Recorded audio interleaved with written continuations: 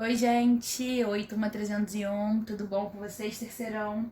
Aqui é a Rafaela, professora de Sociologia, e na aula de hoje nós iremos concluir os nossos estudos do capítulo 2. O conteúdo vocês podem encontrar na página 6 da apostila.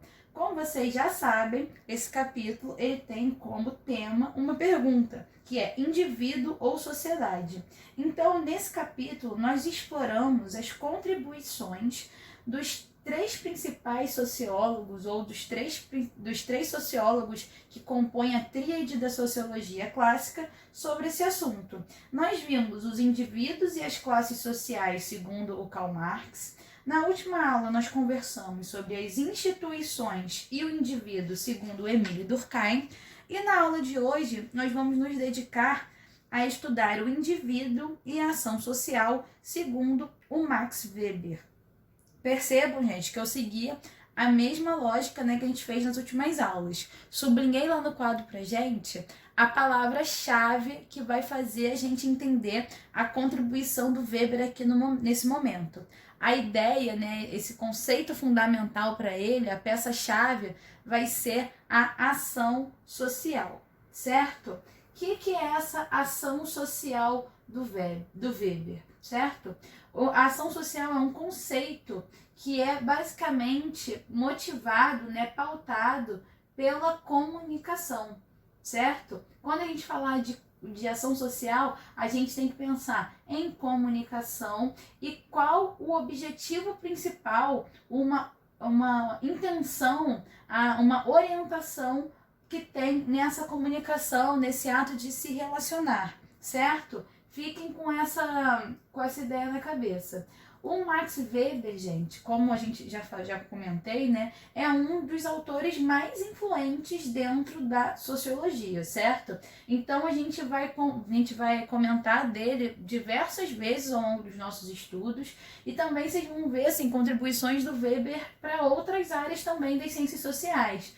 História, economia, enfim, o Weber ele tem bastante contribuição em diversas obras, certo? O Weber, né, talvez seja o conceito mais importante dele, seja essa ideia da ação social. Por quê? Porque o Weber ele tem essa interpretação bem diferente do Durkheim, né? O Weber ele tem como preocupação central compreender o indivíduo e suas ações, certo? O Weber ele vai ser motivado por perguntas como: por que essas pessoas tomam determinadas decisões? Quais são as razões para os seus atos? Quando a gente fala da ação social, do comunicar e do relacionar, tem uma intencionalidade, certo? Então, para o Weber, a sociedade ela existe concretamente, ou seja, a sociedade é algo concreto, mas não é algo externo e acima das pessoas, e sim um conjunto de ações dos indivíduos relacionando-se reciprocamente. Percebam como essa ideia da ação social ela vai estar permeando todo esse pensamento do Weber, tá? O Weber, ele parte do princípio, né?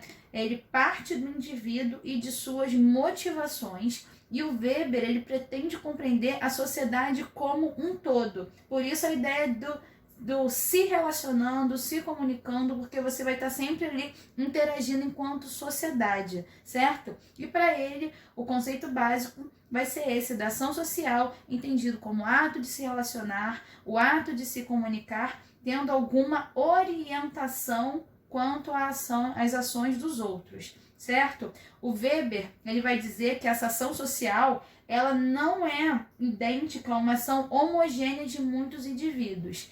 E o que ele quer dizer com isso? Ele vai dar um exemplo para a gente poder entender melhor. Por exemplo, quando você vê que tem uma galera caminhando na rua, começa a chover, caiu um toró. Qual é o comportamento esperado? As pessoas automaticamente abrem seus guarda-chuvas basicamente ao mesmo tempo, né? Começou a chover, quem tem guarda-chuva abre. a ação desses indivíduos em abrir o guarda-chuva, ela não está sendo orientada ou influenciada pelos demais. Ou seja, eu não abri meu guarda-chuva porque o coleguinha do lado está abrindo o guarda-chuva. Mas sim, todos estão abrindo, né, os seus guarda-chuvas ao mesmo tempo pela necessidade de se proteger da chuva, certo? Então, é uma necessidade, não necessariamente uma ação influenciada, certo? O Weber, ele afirma também que a ação social, ela não é idêntica a uma ação influenciada, que é exatamente esse exemplo que a gente está falando, que ocorre muito frequentemente nos chamados fenômenos de massa. Basicamente, essa ideia de fenômeno de massa ou de ação influenciada, ela ocorre quando você tem uma grande aglomeração, que agora está muito distante da realidade com o coronavírus, né? Quando você tem uma grande aglomeração, muitos indivíduos eles vão agir influenciados pelos comportamentos grupais. Aquela história do Maria vai com as outras, né?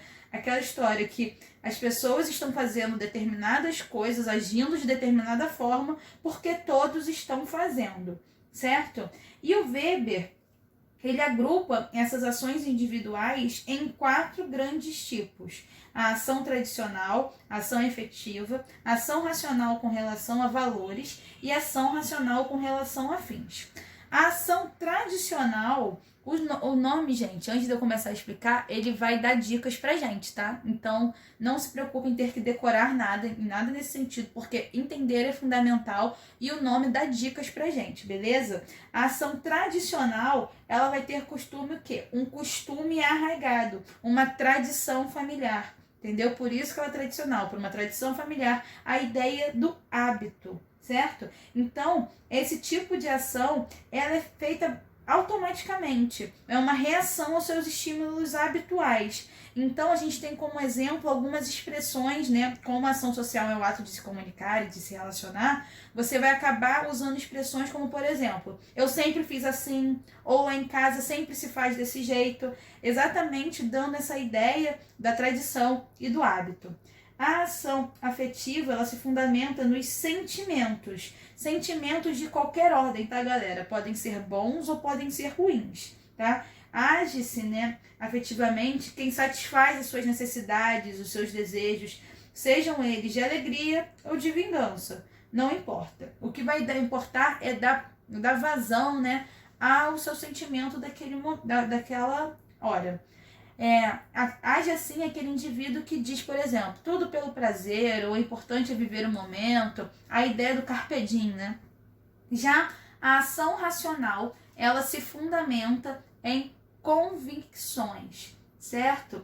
Tais como o dever, a dignidade, a beleza, a sabedoria, a piedade, ou a importância de uma causa, certo? Sem levar em conta as consequências previsíveis. Quando a gente fala dessa ação racional, né, aqui relacionada a valores, que a gente está falando aqui nesse momento, a gente vai ter um indivíduo baseando as suas ações, seus atos de comunicar e de se relacionar, baseado nas convicções, nas suas crenças, que ele tem a missão de realizar aquilo. Se as consequências foram boas ou ruins, prejudiciais ou não, isso não importa, porque ele está agindo de acordo com aquilo que ele acredita. Por isso que a gente está falando de uma ação racional relacionada a valores, certo? Já quando a gente fala da ação racional relacionada a fins, né, que é essa última, a gente vai ver que ela se fundamenta numa avaliação entre meios e fins. Nesse tipo de ação, o indivíduo pensa antes de agir em uma situação. É tudo, né, friamente calculado, vamos dizer assim. Ele age dessa forma, ele vai programar, vai pesar, vai medir as consequências e vai ficar naquela. Se eu fizer isso, pode acontecer tal coisa. Ele vai fazer previsões de cenários, certo? E dessa maneira, o que o Weber vai falar, né? Que para ele, todos esses tipos de ação, eles não existem em estado puro, ou seja, não existem isoladamente. Quando os indivíduos agem no cotidiano, elas mesclam alguns ou vários tipos de ação social, certo? E agora que a gente viu, né, esses 3 pensadores da sociologia clássica, o que a gente consegue perceber? Que eles têm pensamentos, orientações diferentes. O Marx, ele acredita que a contradição e o conflito são elementos essenciais na sociedade. O Durkheim, ele acredita na ênfase, na coesão, na integração e na manutenção da sociedade, enquanto Weber, ele acredita que as normas, os costumes, as regras sociais não são algo externo ao indivíduo, mas são interiorizadas. Com base naquilo que as pessoas trazem dentro de si, o indivíduo vai escolher condutas e comportamentos dependendo das situações que lhe apresenta. Ou seja, são 3 pensamentos bastante distintos para analisar essa nossa ideia de indivíduo ou sociedade, que era o tema desse nosso capítulo. Beleza, gente? A gente fica por aqui para a gente poder fixar os conteúdos vistos na aula de hoje. Vamos fazer o questionário 3, questões da 21 a 32. Tá bom, galera? Um beijo, se cuidem e até a próxima. Tchau, tchau!